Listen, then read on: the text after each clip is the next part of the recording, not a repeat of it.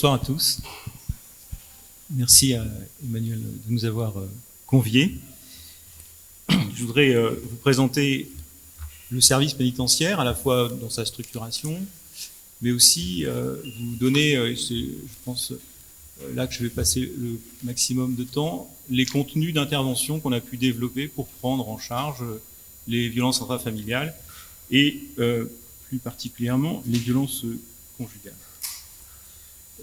Le SPIP, c'est un service du ministère de la Justice qui est rattaché à la direction de l'administration pénitentiaire.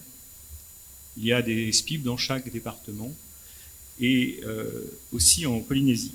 Donc ce SPIP, ce service, est composé de 70 agents qui sont conseillers d'insertion et de probation pour plus de la moitié d'entre eux, et personnel administratif ou personnel de surveillance aussi, puisque c'est nous qui sommes chargés de faire la pose des bracelets électroniques. Le SPIP de Polynésie, il est organisé en 3 antennes. On a une antenne à Papeete qui intervient à la fois en milieu ouvert et en milieu fermé à la prison de Nutania. On a une antenne à Papeari qui intervient pour les personnes détenues au centre de détention de Tatutu. Une antenne aussi à Rayatea qui intervient dans la prison de Rayatea, au Touroa, et puis aussi sur l'ensemble de l'archipel des îles Soulgon. On intervient aussi par déplacement forain avec les magistrats, ou bien par déplacement autonome dans les archipels, et on a aussi en charge les personnes qui sont détenues, quand il y en a, à la prison des Marquises à Taiohae. Alors, Cécile indiquait que le SPIP réalise des enquêtes sociales rapides, c'est vrai. Mais je fais un tout petit détour pour vous dire qu'on intervient dans les 2 champs, à la fois avant la condamnation, ce qu'on appelle le pré-sententiel, et puis en post-sententiel, quand la condamnation a été prononcée. Dans le cadre pré-sententiel, on réalise les enquêtes, et on fait aussi le suivi des contrôles judiciaires qui sont prononcés par les juges des libertés de la détention ou les juges d'instruction. Je vous détaillerai un peu plus précisément les mesures que l'on suit en post-sententiel. Le SPIP intervient et a des missions assez précises, mais il n'intervient que sur saisine d'un magistrat, que ce soit dans le cadre pré-sententiel d'un juge d'instruction ou d'un juge des libertés de la détention.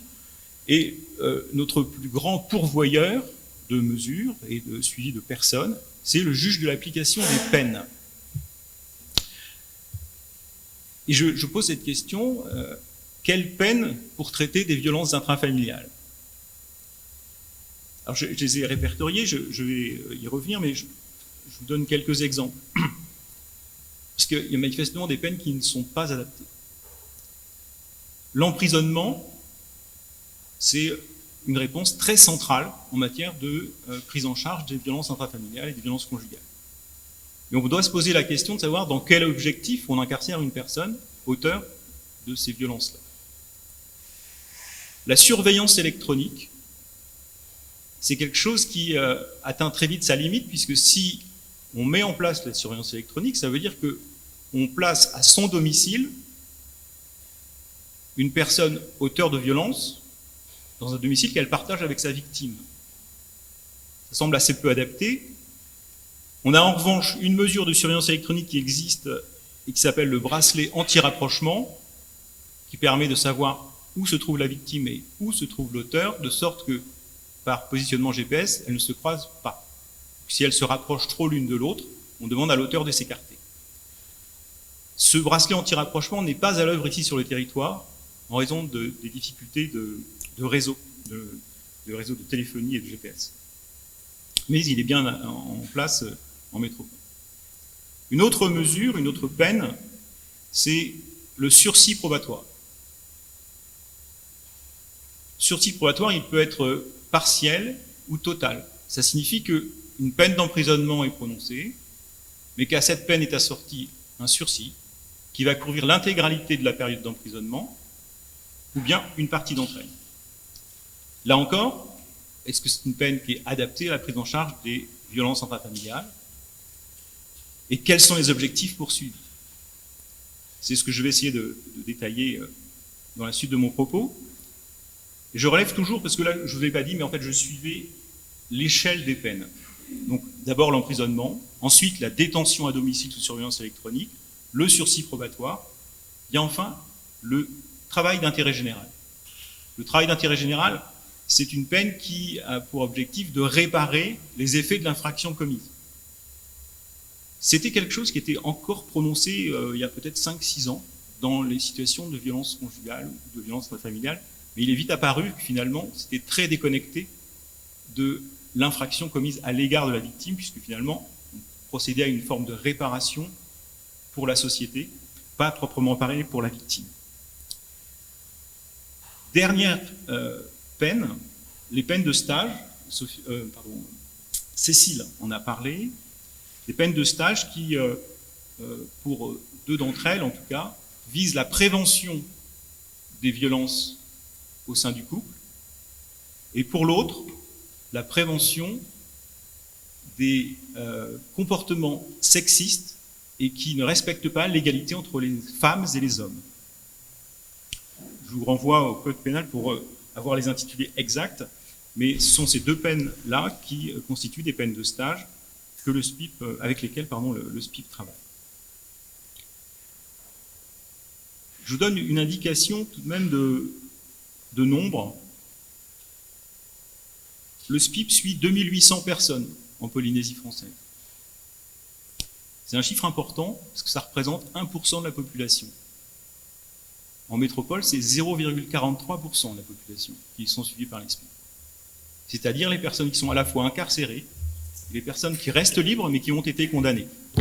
C'est l'ensemble de ces personnes que les SPIP suivent. Quels sont les objectifs que poursuit le SPIP quand on lui confie une personne, quand le magistrat nous saisit? D'abord, prévenir la récidive d'infractions pénales, favoriser l'insertion sociale et assurer le contrôle, c'est le sens du terme de probation. Mettre la personne à l'épreuve, lui fixer un certain nombre d'obligations, c'est ce qu'on retrouve dans la peine de sursis probatoire, qui va comporter notamment l'obligation de suivre des soins, l'obligation d'indemniser la victime. Je l'indique parce que ça signifie bien que quand on travaille au SPIP, quand les conseillers prennent en charge un dossier d'un auteur, ils sont en lien avec la victime, ils sont en rapport avec l'avocat qui défend les intérêts de la victime, parce que dans le corps de la peine que doit exécuter la personne, il y a une obligation d'indemniser la victime. Pour intervenir, le SPIP a un référentiel de méthode d'intervention. Je vous en donne les axes principaux. Le premier point, il est absolument déterminant, c'est l'évaluation de la situation individuelle des personnes condamnées.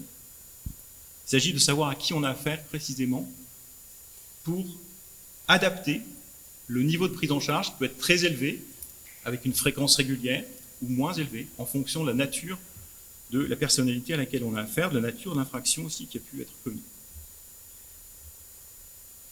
Dans les méthodes d'intervention du SPIP, il y a un accompagnement individualisé de chaque personne qui est confié à un conseiller pénitentiaire d'insertion et de probation. Mais il y a aussi la possibilité de mettre au surcroît de cet accompagnement individuel des programmes, des modalités de prise en charge collective qui permettent d'approfondir un certain nombre de sujets particuliers. C'est cela que je voudrais vous présenter ce soir.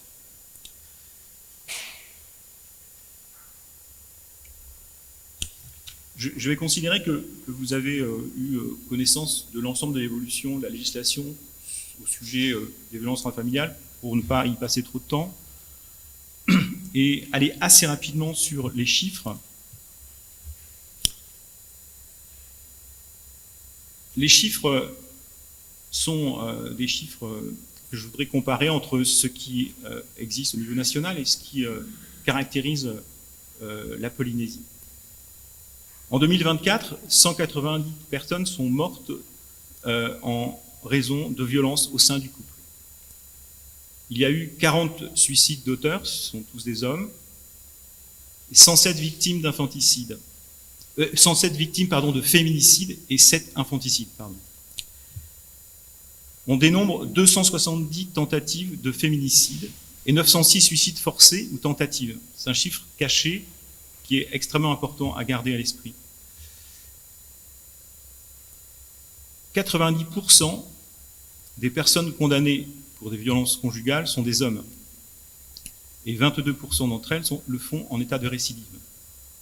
Ce sont les chiffres nationaux. Sur le plan local, on a eu 18 morts en 7 ans,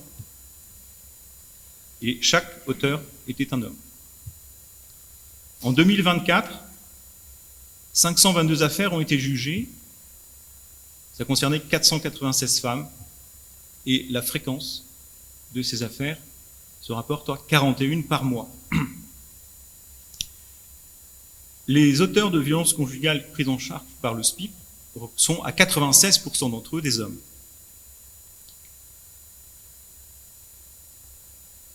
Les auteurs de violences sexuelles dans le couple sont à 100% des hommes.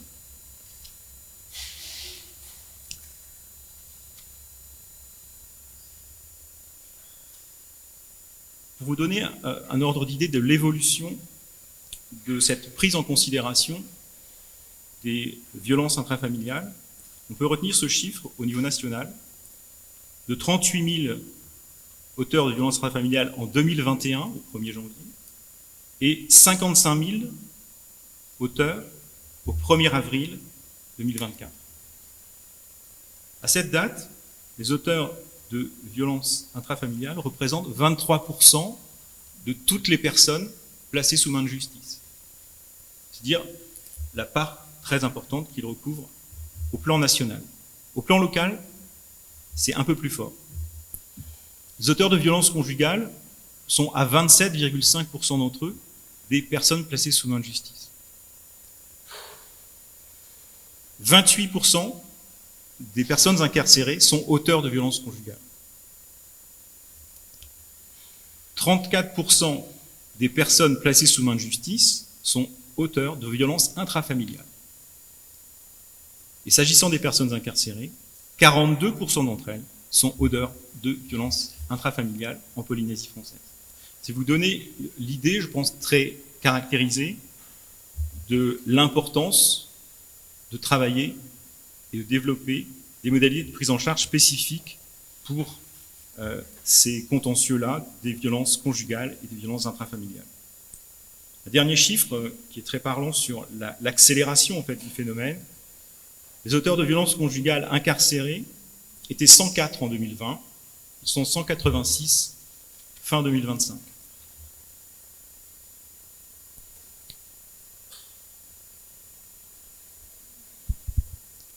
Pour vous présenter la manière dont le SPIP intervient, je suis allé prendre la structuration de la Convention d'Istanbul. Vous avez, je pense, entendu parler de la Convention d'Istanbul, elle date de 2011, elle a été signée en 2014, et elle prévoit 4 axes d'intervention. Premier axe, prévenir. Deuxième axe, poursuivre. Troisième axe, protéger. Et quatrième axe, développer des politiques partenariales. Je me pose donc la question, en quoi, au SPIP, on peut contribuer, dans le champ de la prévention, à la protection des victimes? Que peut-on travailler avec les condamnés et quels sont nos partenariats? La protection des victimes,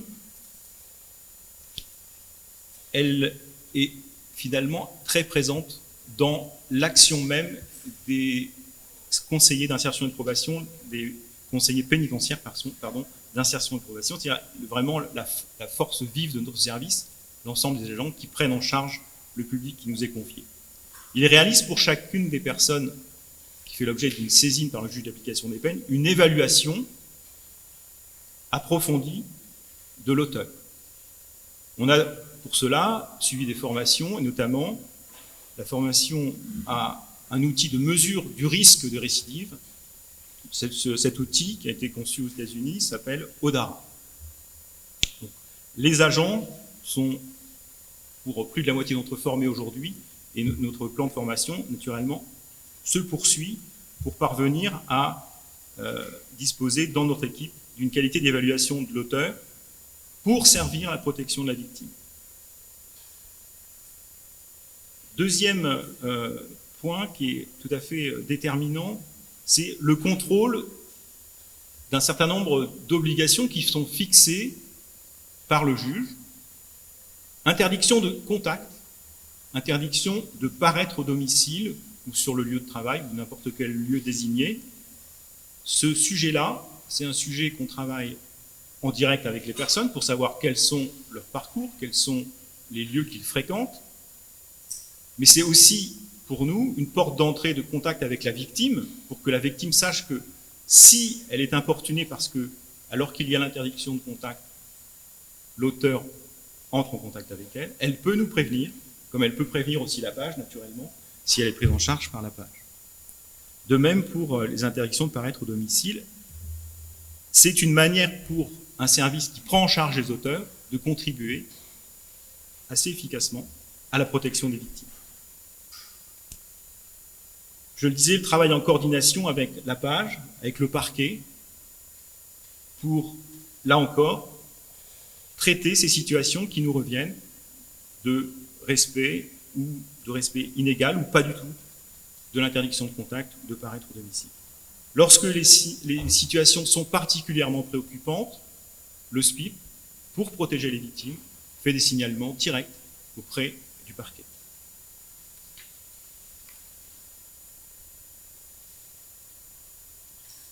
Protéger, poursuivre. Poursuivre, c'est-à-dire, dans cet axe-là, condamner et, à terme, exécuter la peine. Ce qu'on peut noter, c'est que le législateur ne se contente pas d'une exécution de la peine qui se rapporte à un quantum horaire ou un quantum d'années. C'est pas ça le sujet. On va avoir des années de prison, on va avoir des heures de stage, mais ce qui est attendu, c'est une réponse qualitative. Donner du contenu à la peine, s'assurer de l'idée de responsabilisation, c'est-à-dire se poser la question comment est-ce qu'on peut amener quelqu'un de manière pédagogique à se responsabiliser, mais aussi travailler sur le développement d'un comportement qui est fondé sur le contrôle de soi, le respect des normes, en quelque sorte accompagner quelqu'un à devenir un adulte.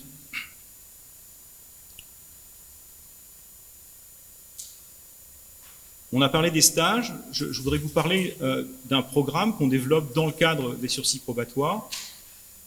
Ce programme s'appelle ADER, c'est un programme que les agents du service développent dans toutes les communes de Tahiti, à Moorea, qu'on commence à développer sur les archipels. On aura un prochain programme au mois de mars aux Marquises, par exemple, et puis aussi sur les îles sous le vent. Ce programme, c'est un programme qui est conçu pour développer, d'une part, les habiletés sociales, mieux entrer en relation avec l'autre, mieux comprendre ce que l'autre dit, c'est-à-dire aussi savoir l'écouter, être capable de demander de l'aide à un médecin, à une assistante sociale, pour régler une difficulté et non pas sombrer dans la difficulté au point qu'elle entraîne des passages à l'acte violent. Ce programme ADER, il a aussi une dimension un peu plus complexe qui vise à faire évoluer la manière de penser. Notamment parce qu'il apparaît que dans la manière que les auteurs ont de fonctionner, il y a une forme d'automatisme de la pensée. Et cet automatisme-là, il faut d'abord le diagnostiquer et ensuite le traiter, c'est-à-dire faire en sorte que la personne s'en rende compte et évite de se fier à ses pensées automatiques, au contraire, construise une approche plus critique de sa manière de penser. Donc ces programmes sont vraiment conçus pour amener la personne à évoluer en ce sens. Ce que je peux en dire, c'est que c'est des programmes qui ont une durée d'environ 24 heures. Ils sont déployés dans les communes. C'est en lien avec les municipalités que le SPIP a passé des conventions pour les déployer là. Et que le résultat, c'est d'une part, c'est des espaces de socialisation évidents, les gens se retrouvent entre eux et ils ont dans cet espace-là, une fois qu'il est bien mis en place, après les brise-glaces, comme on dit, ils ont un espace de dialogue qui leur permet d'approcher les sujets que je vous ai évoqués. Le retour que l'on a, c'est que les personnes qui disposent, parce que c'est vraiment un outil pédagogique, d'un cahier, un cahier de suivi des objectifs du programme, s'en servent pour parler avec les membres de leur famille. Ils s'en servent pour faire savoir là où ils en sont, les difficultés qu'ils peuvent rencontrer, et les ramènent dans le groupe pour évoquer ces difficultés et voir comment elles peuvent être traitées avec l'aide du collectif.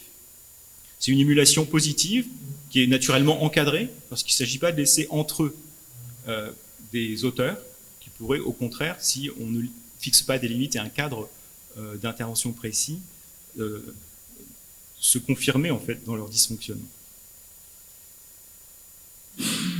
Donc ce premier point, en milieu ouvert, pour les personnes condamnées libres, des programmes qui leur permettent de modifier leur comportement, d'être accompagnés dans le changement pour s'adapter un peu mieux aux normes sociales. Prévenir les risques de récidive, et je voudrais évoquer avec vous les programmes en détention. Le cœur de l'intervention du SPIP, c'est toujours la prise en charge individuelle. Un CPIP, un auteur d'infraction, et c'est cet accompagnement, à travers cet accompagnement individuel, qui est fondé essentiellement sur les techniques motivationnelles. On va accompagner la personne à changer, accompagner la personne dans la préparation de sa sortie, accompagner la personne aussi vers des groupes pour d'autres modalités de prise en charge que le suivi individuel. Et ce que je veux évoquer avec vous, c'est des programmes que l'on a construits à la fois à Nutania et au centre de détention de Tatoutou. C'est des programmes de prise en charge des auteurs de violences intrafamiliales, mais aussi à Tatoutou, un programme de prise en charge des auteurs d'infractions à caractère sexuel incestueux. L'objectif de ces programmes, qui durent une centaine d'heures, on en fait 3 chaque année, ce qui fait que, grosso modo, une trentaine de personnes peuvent passer dans ces programmes. L'objectif, c'est de travailler sur les situations qui ont conduit les personnes à passer à l'acte et la manière dont c'est construite au fur et à mesure de leur parcours de vie, ces modes de fonctionnement et ces comportements qui ne sont pas adaptés. Pour ça, on s'appuie sur un travail de mise en situation scénarisé de situations ou de comportements qui déclenchent le passage à l'acte et qui permet aussi de travailler sur la gestion des émotions. Ce travail-là, on l'a confié à Impropaco, c'est la forme du théâtre forum, et je remercie Pascaline qui est présente ce soir.